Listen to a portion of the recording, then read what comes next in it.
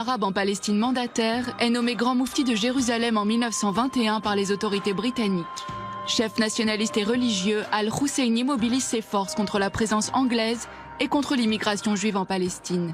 En 1933, Hitler est élu chancelier d'Allemagne. Le grand moufti de Jérusalem affirme alors sa connivence avec l'idéologie nazie. En 1934, il permet la publication d'extraits choisis de Mein Kampf en arabe dans un journal irakien. Milieu des années 30, les Juifs fuient massivement l'Europe.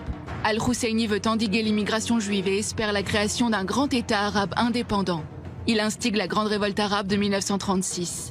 3 ans de combats, des milliers de morts, mais un échec militaire pour les Arabes. Al-Husseini part en exil. Il se réfugie en Irak, puis gagne l'Allemagne en 1941. Le grand moufti de Jérusalem choisit le camp nazi.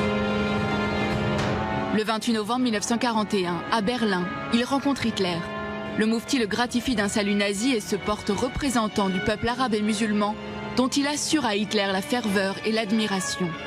Le chancelier du Reich sait désormais que le moufti peut et désire servir son ambition, l'extermination des Juifs. Après avoir été présenté à Himmler, chef des SS, Al-Husseini est bientôt nommé Gruppenführer, soit général dans le corps des officiers SS. C'est depuis les ondes allemandes que le leader palestinien exhorte les Arabes à tuer les Juifs partout où ils se trouvent. Avec Himmler, le moufti met en place en 1943 une légion SS bosniaque. La propagande allemande forme même le terme germano-musulman. La légion Anchar se rendra célèbre pour les atrocités commises contre les Yougoslaves et les Juifs.